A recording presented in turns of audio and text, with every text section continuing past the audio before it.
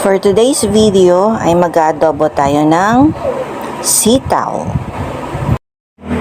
Tara at umpisahan na nating igisa. Okay, sa kawali, igisa natin ang sibuyas, bawang. Ilagay natin ang pork liampo. Igisang mabuti. Pagkatapos, ilagay natin ang oyster sauce. Lagyan na rin natin ng soy sauce. Ayan.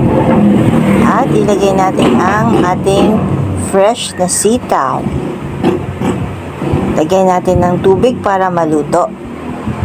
At palambutin ang sitaw at ang karne. Pagkatapos lagyan natin ng suka.